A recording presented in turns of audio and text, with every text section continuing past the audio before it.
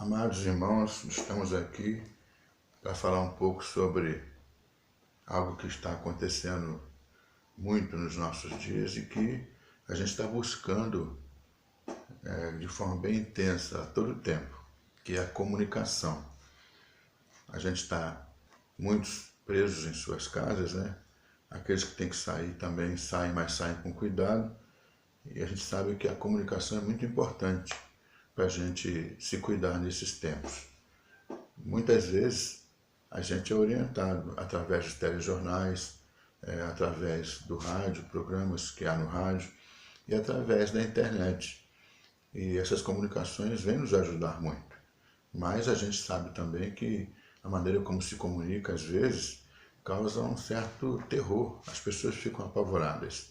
E há também aquela comunicação enganosa que traz algo que acaba criando crendices e medos que não são necessários. E a gente, né, eu e você, como igreja que somos, o povo de Deus tem essa característica comunicativa. Na verdade, nós existimos para comunicar, né? A missão da igreja é ir por todo mundo, pregar o evangelho a toda criatura, dar testemunho dessa mensagem de salvação. Eu quero estudar um pouquinho com você sobre isso nesta noite. Isaías 61, o profeta, diz assim: O Espírito do Senhor Deus está sobre mim, porque o Senhor me ungiu para pregar boas novas aos quebrantados. Enviou-me a curar os quebrantados de coração, a proclamar libertação aos cativos e a pôr em liberdade os algemados, a apregoar o ano aceitável do Senhor e o dia da vingança do nosso Deus, a consolar todos os que choram e a pôr sobre os que em Sião estão de luto uma coroa em vez de cinzas, óleo de alegria em vez de pranto, veste de louvor em vez de espírito angustiado, a fim de que se chamem cavalos de justiça plantados pelo Senhor para a sua glória. O profeta claramente fala aqui a respeito do seu testemunho de vida, da sua vocação. Ele foi chamado para pregar aquilo que Deus lhe colocasse como mensagem. E ele faz isso no mover do Espírito do Senhor. Apesar da mensagem dele muitas vezes ser uma mensagem dura, mas era uma mensagem justamente de alerta, de instrução, para que houvesse esse quebrantamento, houvesse essa libertação, houvesse esse conforto e essa alegria. As pessoas, ao ouvir a sua mensagem e entender, né, e crer, pudessem ser como esses carvalhos de justiça plantados, firmes, né, pelo Senhor, para a glória do Senhor. E a gente vê também que, ao mesmo tempo, esse texto era uma profecia. Lá em Lucas, no capítulo 4, Jesus Cristo está em Nazaré e ele vai à sinagoga num dia de sábado, né? E diz aqui a palavra de Deus, a partir do versículo 17. Então lhe deram o livro do profeta Isaías, e abrindo o livro, achou o lugar onde estava escrito: O Espírito do Senhor está sobre mim, pelo que me ungiu para evangelizar os pobres. Enviou-me para proclamar libertação aos cativos e restauração da vista aos cegos, para pôr em liberdade os oprimidos e apregoar o ano aceitável do Senhor. Tendo fechado o livro, devolveu-o ao assistente e sentou-se, e todos na sinagoga tinham os olhos fitos nele. Então passou Jesus a dizer-lhes: Hoje se cumpriu a escritura que acabais de ouvir. Ou seja, Cristo pega esse texto que Isaías havia escrito e diz que esse texto é uma profecia que se cumpre nele, né? Porque ele é este enviado do Senhor para fazer esta obra. Mas a verdade é essa: a ação de Deus, ela vem para o servo de Deus, Isaías, e ao mesmo tempo é uma profecia a respeito do Senhor Jesus Cristo que se fez o servo sofredor. E ao mesmo tempo também é uma profecia a respeito de mim e de você, que temos também essa missão que o Senhor Jesus nos deu, de pregar o Evangelho, de anunciar as boas novas de salvação. A questão, meus irmãos, é que a gente tem que tomar, né, muito cuidado ao receber a comunicação da palavra de Deus, do Evangelho, que é pregada de várias formas por várias pessoas diferentes, e também ao comunicar essa mensagem. Eu estou aqui com o texto de Romanos, capítulo 10. Aqui em Romanos, no capítulo 10, o apóstolo Paulo está dizendo à igreja lá de Roma, do versículo 9 até o versículo 17. Se com a tua boca confessares Jesus como Senhor, e em teu coração creres que Deus o ressuscitou dentre os mortos, serás salvo. Porque com o coração se crê para a justiça, e com a boca se confessa a respeito da salvação. Porquanto a Escritura diz: todo aquele que nele crê não será confundido, pois não há distinção entre judeu e grego, uma vez que o mesmo é o Senhor de todos, rico para com todos os que o invocam, porque todo aquele que invocar o nome do Senhor será salvo. Como, porém, invocarão aquele em quem não creram?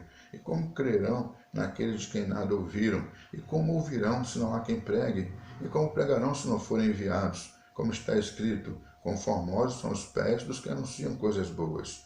Mas nem todos obedeceram ao Evangelho, pois Isaías diz: Senhor, quem acreditou na nossa pregação? E assim a fé vem pela pregação, e a pregação pela palavra de Cristo.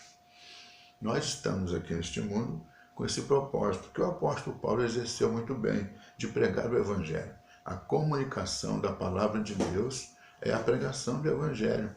A vida, o testemunho que a pessoa, dá, com a vida que leva, também é uma comunicação, também é uma pregação do Evangelho. E quando a gente prega o Evangelho, nós estamos levando uma mensagem que vai entrar no coração da pessoa.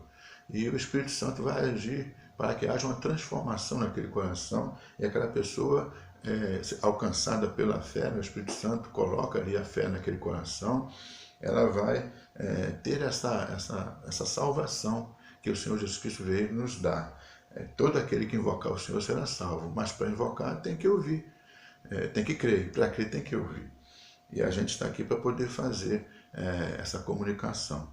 E você, meu irmão, você, minha irmã, a gente precisa exercer isso com muito carinho, e com oração, para que Deus esteja nos usando, para que as pessoas possam, alcançadas por essa mensagem, serem abençoadas. Quando alguém comunica alguma coisa, essa comunicação ela vai ter duas possibilidades de ação na vida daquela pessoa. Ela pode formar algo naquela pessoa ou transformar algo naquela pessoa. A formação vem quando a mensagem que está sendo levada chega num coração que não conhece nada sobre aquele assunto. Então a pessoa vai ouvir, se aquela mensagem entrar no seu coração e ela acreditar naquilo, ela crer naquilo, essa mensagem vai formar nela o seu caráter, vai formar nela o seu jeito de pensar, o seu jeito de viver, as suas convicções. Ela vai passar a ser conforme aquilo que ela está ouvindo daquela mensagem. E a transformação vem quando ela já tem algum tipo de convicção, ela já tem uma noção sobre aquele assunto e ela recebe aquela mensagem e aquela mensagem vai trazer algumas diferenças, algumas mudanças. E se ela acreditar naquilo, se ela crer naquilo e receber aquela mensagem com o intuito de colocar em prática, essa mensagem vai transformá-la. Então a mensagem que a gente prega tem esse poder, o poder de formar, a formar um povo de Deus, naquele que não tem fé ainda, vai colocar a fé naquele coração e transformar quando a pessoa tem um tipo de fé diferente e ela abraça essa fé no Senhor Jesus Cristo. Por que então a gente prega para crente, A gente prega para crente porque existem duas coisas que acontecem na vida do crente que são fundamentais se ele realmente é um servo do Senhor Jesus Cristo. Primeiro, na sua conversão. É o ato de justificação. É aquela transformação dele em nova criatura, que o apóstolo Paulo ele diz aqui na segunda carta de Coríntios, no capítulo 5, versículo 17. E assim, se alguém está em Cristo, é nova criatura. As coisas antigas já passaram e eis que fizeram novas. O Senhor Jesus Cristo fala sobre isso com Nicodemos, sobre o nascer de novo, nascer da água e do Espírito. É importante a pessoa ter essa noção de que houve no ato da sua conversão essa justificação, esse novo nascimento. E ela foi lavada pelo sangue do Senhor Jesus Cristo, que nos purifica de todo pecado, e agora vive uma nova vida. Todo o pecado dela perdeu o poder sobre sua vida, porque ela agora foi reconciliada com Deus. Mas existe também a santificação, que é um processo. A gente vai encontrar aqui na Escritura Sagrada, na carta aos Hebreus, o servo do Senhor trazendo essa mensagem e dizendo assim, no capítulo 12, versículo 14, segui a paz com todos e a santificação, sem a qual ninguém verá o Senhor. A santificação. Sem a santificação, ninguém vai ao Senhor. E a santificação é um processo.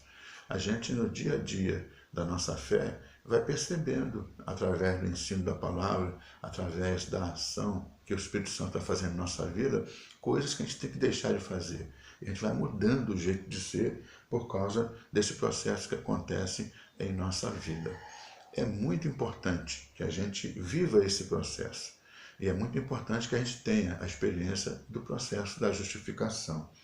Existe um problema que acontece, que é uma ilusão da verdade. A comunicação, ela vai trazer muitas vezes ao ser humano uma orientação que vai fazê-lo se corrigir, mas às vezes ela vai trazer também um engano. Existem algumas maneiras de se aprender aquilo que a gente está ouvindo, né? A gente lê, né? E a gente vai ouvir várias vezes, vai ler várias vezes e vai memorizar, e aí a gente vai aprender a viver daquilo, né? Daquilo que a gente está aprendendo. Mas existe um problema, porque, por exemplo, um alemão chamado Joseph Goebbels, ele disse que as mentiras repetidas à exaustão viram verdades. Quando você ouve muito uma coisa que é mentira, mas você está ouvindo sempre aquilo passa a ter para você, você começa a ter uma noção, um sentimento de verdade naquilo. E o Joseph, né, era um dos principais promotores do nazismo. Um outro pensamento vem de um psicólogo do Reino Unido, Tom Stafford. Ele explicou que realmente, ao ouvir uma mentira, né, ou ler uma mentira, tomar conhecimento de uma mentira, que já nos foi dita anteriormente, a gente já ouviu várias vezes, né, ou leu várias vezes, temos a tendência de nos acomodar e não fazer uma análise, né, não avaliar se aquilo é verdade ou não, por nos soar familiar. Isso aí, né, é perigoso, porque a gente está constantemente sendo alcançado pela mídia, um monte de informações que a mídia nos traz no dia a dia. E a gente precisa tomar muito cuidado, porque a mídia traz muitas informações que são tendenciosas. E aquele que está comunicando vai comunicar segundo o seu modo de pensar, segundo o seu pensamento. A gente vê isso quando a gente vê informações sobre a política, por exemplo. Um tipo de reportagem feito em um canal de televisão vai nos dar uma ideia favorável, enquanto que um outro, né, um outro tipo de informação trazido por um outro canal de televisão pode nos levar a pensar de uma forma contrária. Por exemplo, meus irmãos, o adultério. O adultério era um crime contra a segurança do Estado civil e doméstico em nosso país no ano de 1830. O adultério era punido com prisão até de 3 anos. Em 1940, o adultério passou a ser um crime apenas contra a família e contra o casamento. E havia nisso um favorecimento do homem na lei, por causa daquela época em que, né, o machismo imperava. E isso levou, com o tempo, algumas mudanças nessa lei, até que em 2005 o adultério deixou de ser crime. Bom, a mídia ela ajudou nessa mudança com respeito a lidar com o adultério, porque ela vem trazendo já há muito tempo a ideia de que o adultério é algo normal. E isso acabou promovendo o divórcio como uma solução, né, óbvia para o problema. Nós precisamos tomar cuidado com a comunicação por causa disso, porque até entre o meio evangélico hoje em dia, o adultério não tem aquele peso tão grande. Quando se fala em adultério hoje, as pessoas já não estão mais tão assustadas, né? Não ficam assim, já tão decepcionadas como antes. Isso acabou se tornando uma coisa que para muitos é uma coisa normal. E quando há um divórcio também, quando um casamento se acaba no meio evangélico, isso já não é uma coisa que traz tanta tristeza, né, tanto constrangimento, mas deveria. E a nossa responsabilidade é essa, tomar cuidado com a comunicação que você ouve e a comunicação que você transmite. É muito importante. Aqui em 1 Coríntios, no capítulo 14, versículo 8, a palavra diz assim: pois também, se a trombeta der som incerto, quem se preparará para a batalha? O apóstolo Paulo fala aos Coríntios, né? Da cidade de Corinto. Pois também, se a trombeta der som incerto, quem se preparará para a batalha? Que som nós estamos transmitindo quando tocamos a trombeta? A palavra de Deus, quando anunciamos, nós estamos pregando através, né, daquilo que ensinamos ao levar a palestra a respeito da palavra de Deus. Nós também estamos pregando quando cantamos os louvores, os hinos. Até através da oração que fazemos, de certa forma, estamos pregando, porque em cada ato nosso, né, a vida que nós levamos é um tipo de pregação, porque de alguma maneira alguém está recebendo uma mensagem através de tudo isso. Que tipo de mensagem estamos levando às pessoas? É importante a gente pensar nisso. Por isso, aproveite esse momento que você está em casa, aproveite esse culto doméstico de todos os dias e procure refletir na palavra de Deus, leia, estude. Se você tiver alguma dúvida, você pode mandar mensagem para o pastor, né? Vai lá no particular dele, ou até ligar para ele, conversar, e você vai ter uma conversa que vai esclarecer, né? Se o pastor não souber no momento, ele vai procurar a resposta para te dar. É importante a gente ter esse aperfeiçoamento na comunicação que estamos levando. Porque quando a gente tem esse conhecimento, está nesse aperfeiçoamento, quando a gente receber também essa comunicação, a gente vai ter um discernimento melhor sobre aquilo que é certo e aquilo que é errado. E a gente não vai ser movido, né? Não vai ser transformado naquilo que a gente tem convicção de que é a palavra de Deus. A mensagem que um dia recebemos, que nos formou, né? Fomos justificados, fomos salvos, somos feitos novas criaturas no Senhor Jesus Cristo, e quando vier qualquer outro vento de doutrina, não vai nos levar, não vai nos convencer. Então, meu querido e minha querida, fique atento na comunicação que você recebe e se prepare para a comunicação que você precisa levar. E que essa comunicação traga paz ao teu coração, traga segurança, né? Que você tenha cada vez mais firmeza na fé que o Senhor te deu. E que quando você levar essa mensagem, também seja uma mensagem que vai levar conforto, ânimo, paz ao coração daqueles que te ouvirem. E se alguém não tiver ainda a experiência de salvação do Senhor Jesus Cristo, você vai ser um instrumento nas mãos de Deus para aquela vida conhecer a Cristo como seu Salvador. Que Deus te abençoe em nome do Senhor Jesus Cristo.